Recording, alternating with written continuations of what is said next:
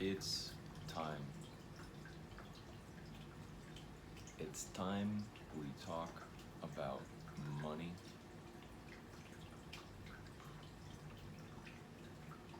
It's time we talk about money and what money is and where it comes from. Well, it comes from a lot of places, but ultimately, money comes from here, right here. Now let's talk about why it comes from right here. Money comes from right here because it is innately tied, inextricably linked to value. Value seems pretty subjective, doesn't it? Yeah, I would say value is a pretty subjective thing. So then, is that bad? Nah, it's not bad. How is value bad when it almost seems like if it's something of value, it's almost like by definition good, isn't it? I would say so.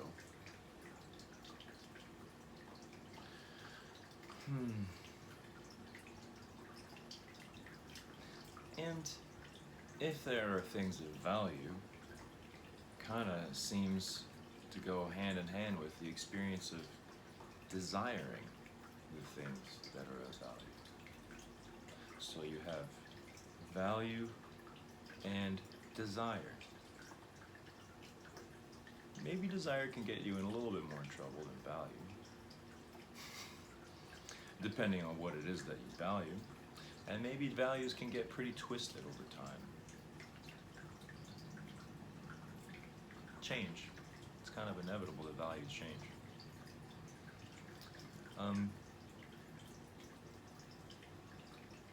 Yeah. So then what happens when people start to live together and you need to create a social contract so that people can coexist? Hold on. I have a little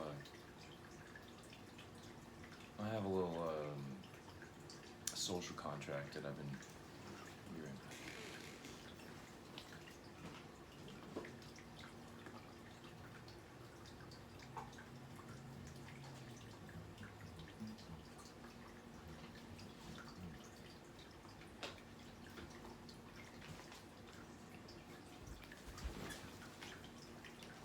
Are you ready?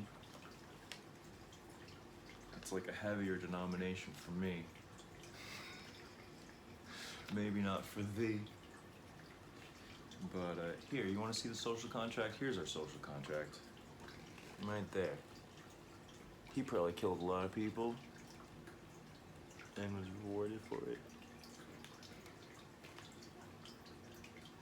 Oh man, there's a really nice building on the back. Look at this really nice building. I wonder who built that. I wonder when it was built. I wonder if it definitely has a basement. Probably a pretty heavy duty basement too. I wonder how they built that.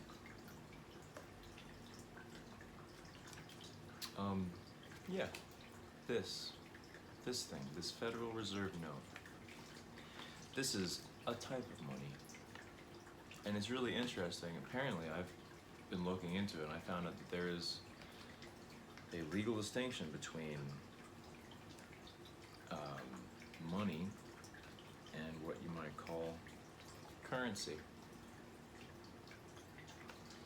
Currency is, yeah, inherently money, but not all money is inherently currency.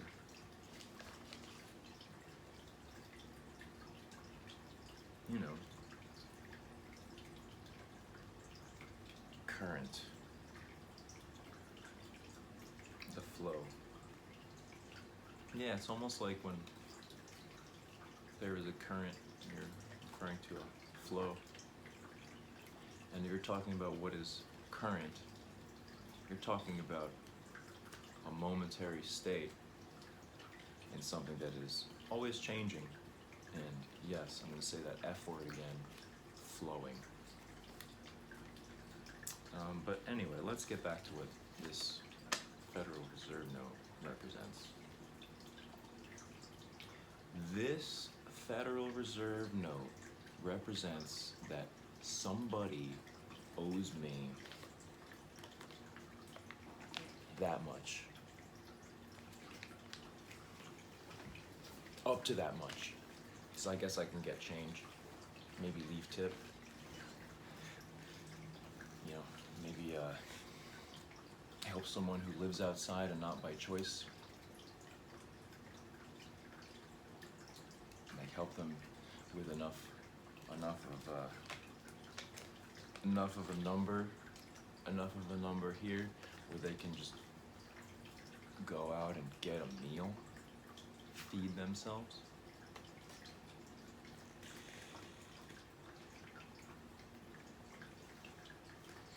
It's funny, I'm gonna go to that saying. It's like catch a man a fish, feed him for a day, teach a man a fish, feed him for life. It's pretty simple.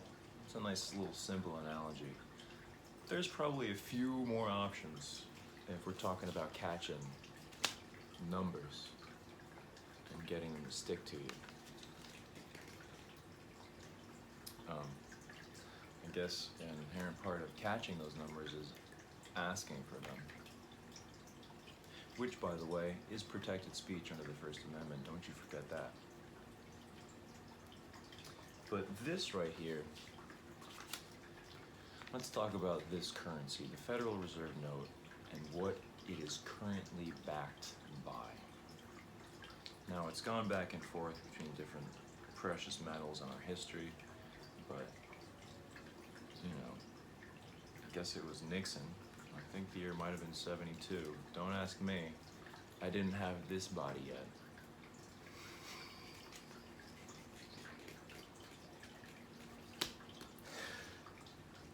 So my memory is a little shady. But if you go and you check the commonly accepted historical account, I guess it was in the 70s that one of our fearless leaders took our financial system off of the, I guess it was gold at the time. So that this used to say, hey, this will give me a certain amount of gold. Not really, because they're not really going to give it to you. They wouldn't have. It would have been really hard. But this right here is a number that is no longer backed by anything tangible, but can be like melted and made into some kind of electronic device. No, now this is just debt. It's literally just debt. So the way that our currency works is that we have a unit of measure for value, and because it's backed by debt, it is the most immediate and effective way of saying, hey, you owe me something for this. You owe me something for this. I can walk into a Walmart and say, you know, within this much reason,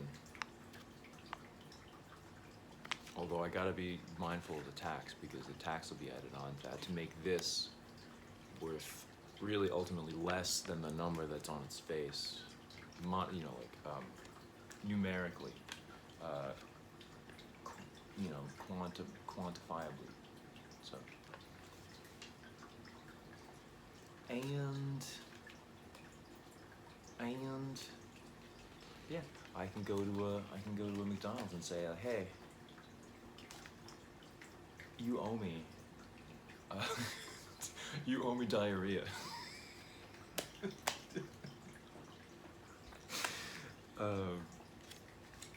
I could go to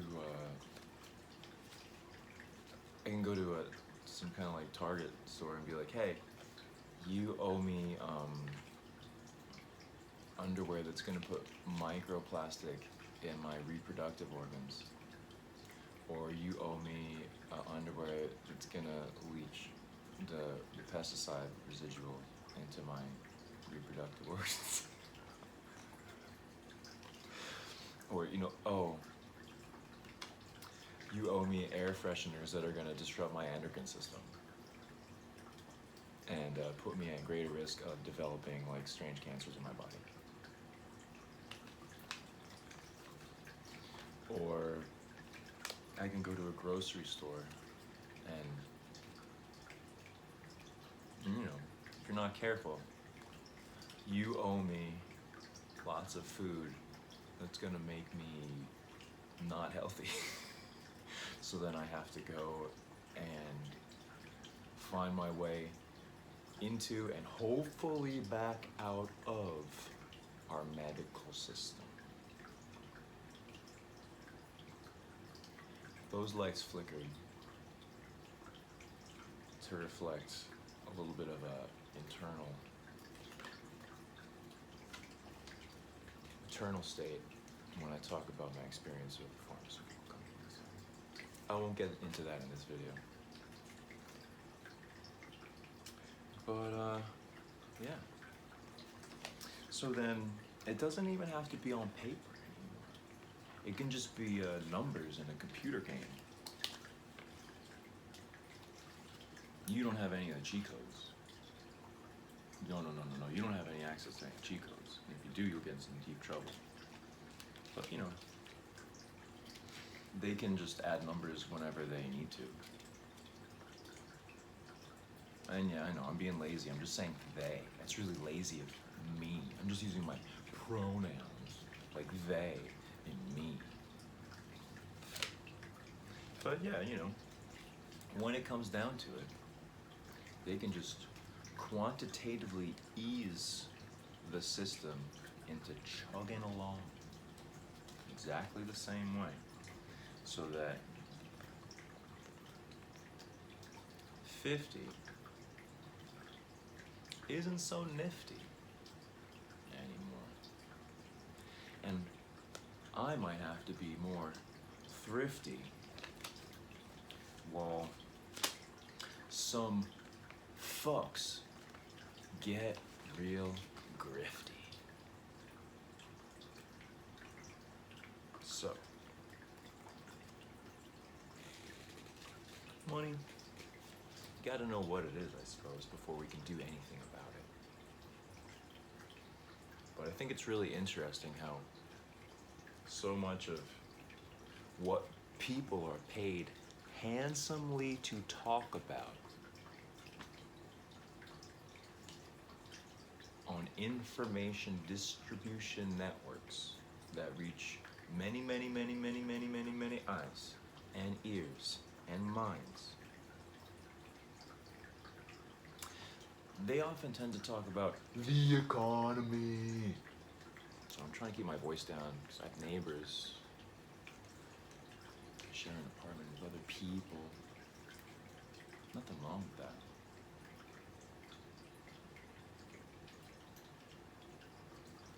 But they tend to be talking about the economy. But they're like, the financial system. The economy. The financial system. The economy. The financial system.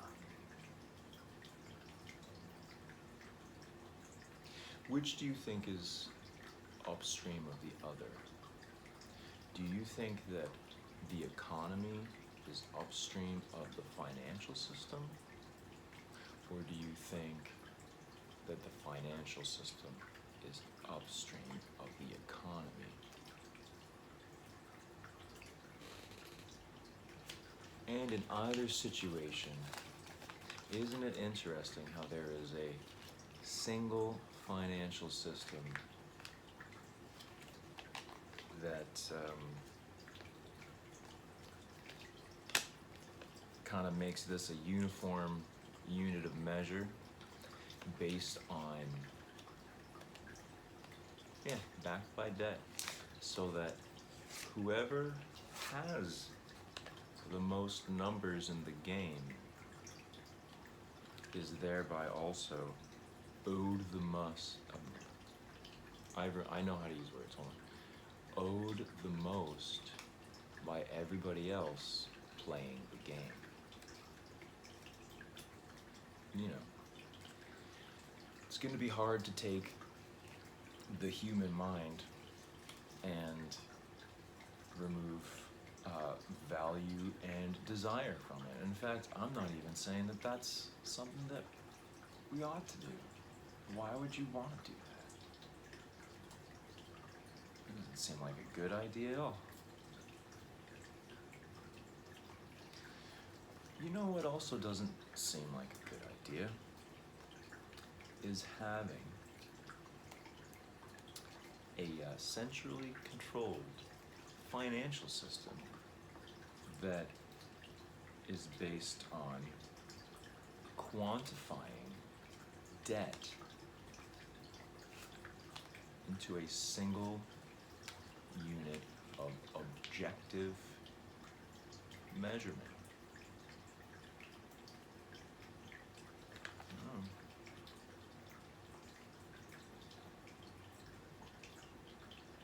Who's buried in Grant's tomb? Grant, is it you? Are you the one buried in Grant's tomb? I don't know. I guess I can ask him one day.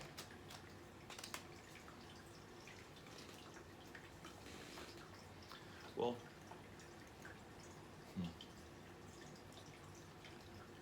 I could keep going, but nah. I'll pick it up some other time.